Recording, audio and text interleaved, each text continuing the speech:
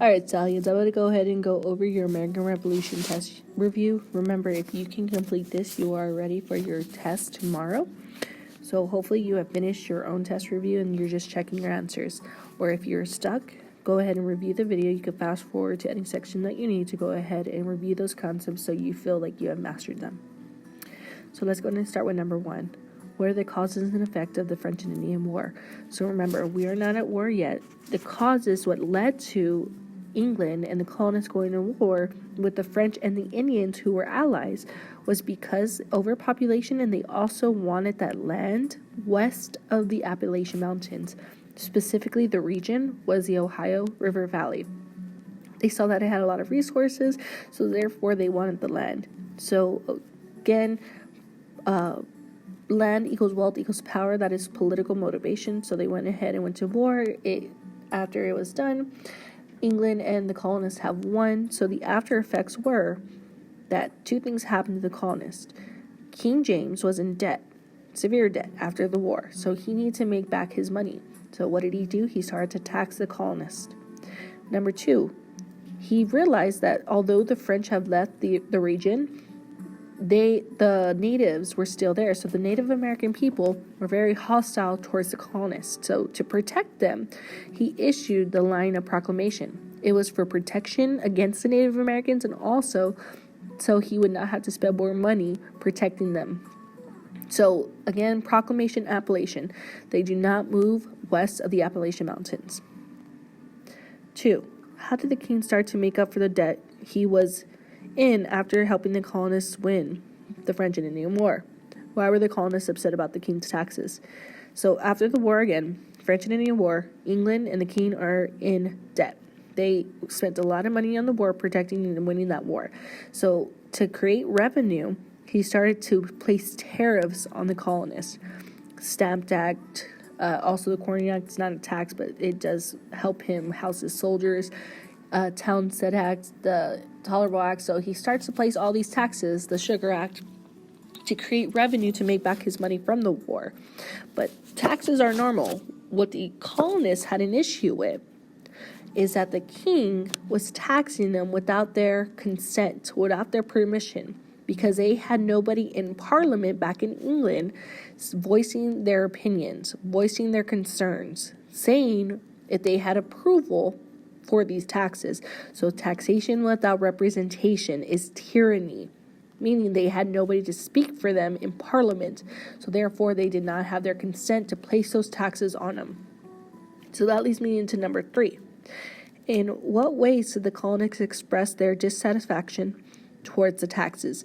So this is whenever they're starting to do civil disobedience, meaning they break laws without hurting anybody. They also have large demonstrations. They start to boycott, not buy their goods. They start to smuggle in items. So all of these are different ways that they're expressing how they feel about the taxes. They feel like their rights are being infringed upon, so therefore they're going to go ahead and display their dissatisfaction in many different ways. Number 4. Complete the following table. We have the Stamp Act. The significance is it taxed all paper goods, including stamps. Most official documents needed to have a stamp, so therefore there's no going around paying the extra tax.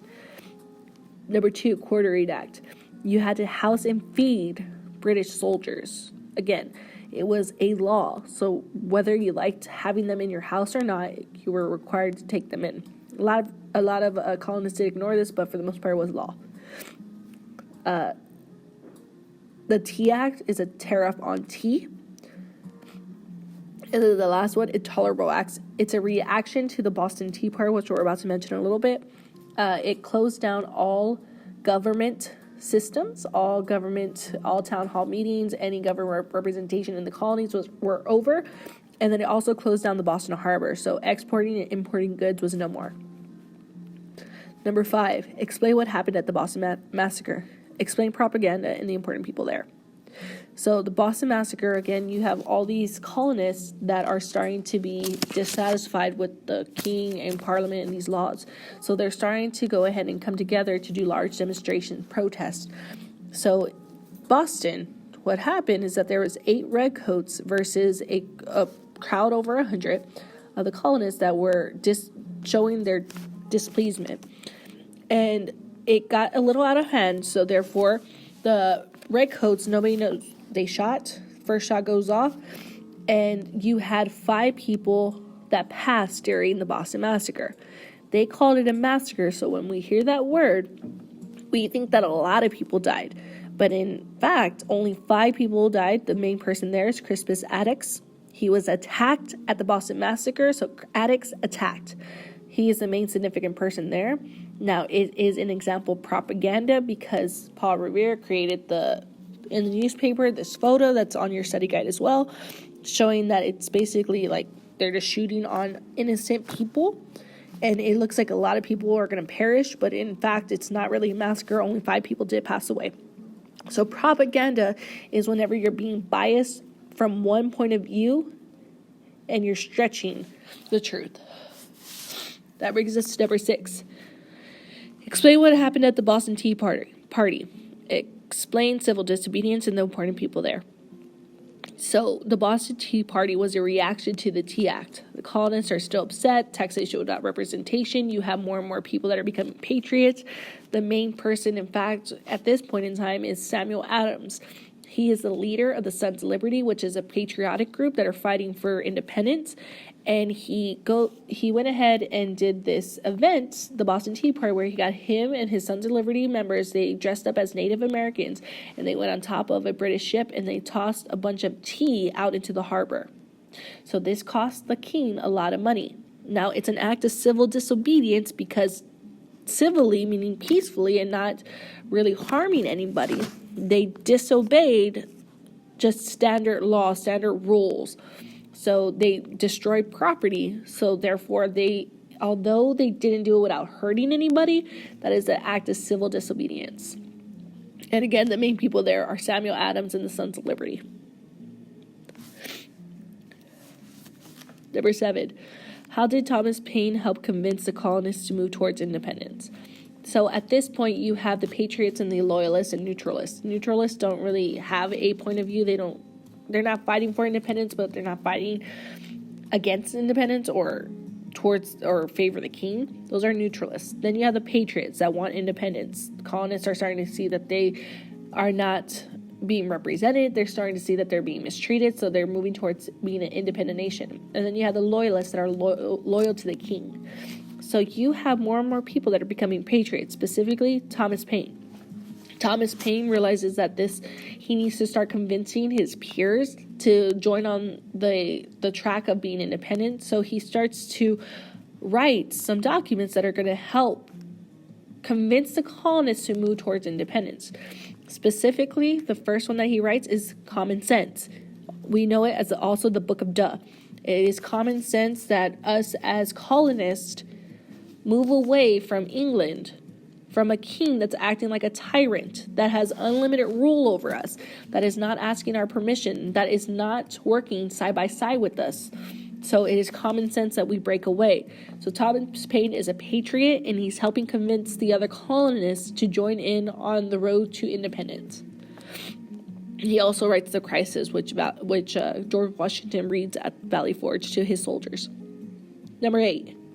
Explain the significance of the Declaration of Independence.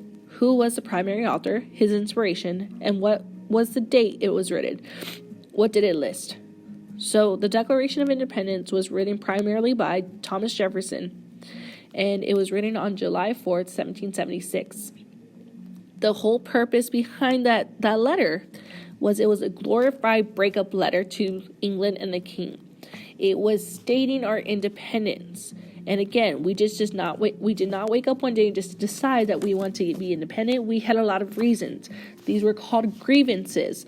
So in the third part of the Declaration of Independence is just a list of grievances, which are complaints of the king's wrongdoing to us as colonists.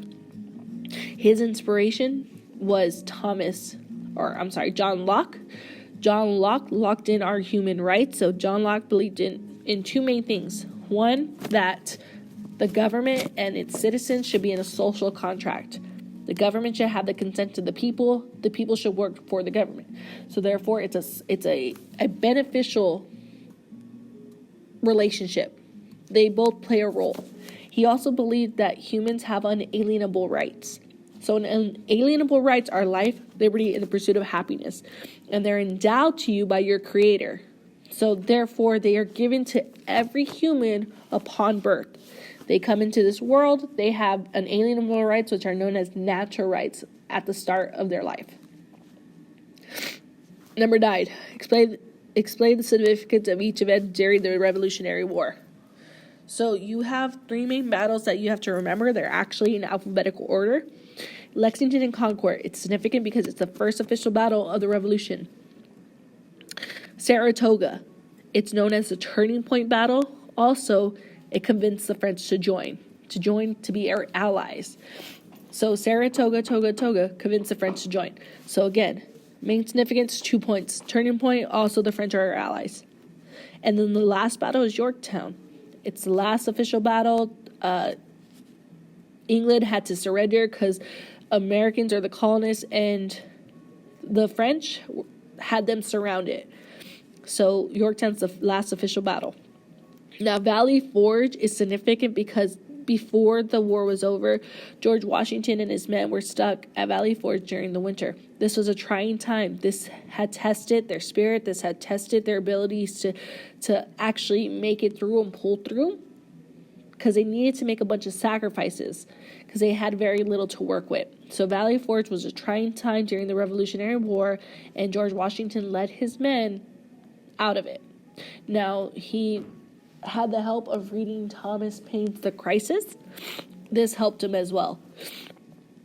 And then that brings me to E, the Treaty of Paris, 1783. The war is officially over. They have a document, a treaty that states who gets what. So treaties end wars. So the Treaty of Paris of 1783 officially ended the war between England and the colonies, and it also recognized that the colonists were an independent nation. Let's go ahead and move on to the last section, which are the VIPs. The VIPs, the first one is KG3. So again, he is the leader of England. He is the king. He is a monarch, but he's acting like a dictator. He's the one that implements all the taxes, all the tariffs, all the different laws, and he's the leader of the parliament there. Yeah, B, which is George Washington. He is a general. He was nominated the leader of the Continental Army. So he is significant because he was basically our leader throughout this whole thing. C, John Adams. He is a member of the Continental Congress. He is a patriot. He's moving towards independence. D, Patrick Henry is another patriot. He was in the House of Burgesses. He was one of the first patriots to actually fight towards independence. So he is known best for his speech, "Give me liberty or give me death. It's all or nothing." It's either colonists stand up and they fight against this tyrant, or they die trying. E, Thomas Paine. We mentioned him earlier. He is a patriot. He does not do his fighting with a sword. He does his fighting with a pen. He starts to write documents convincing his peers to move towards the road of independence. His main 2 documents are The Crisis and, of course, Common Sense. And the last one is Marquis de Lafayette.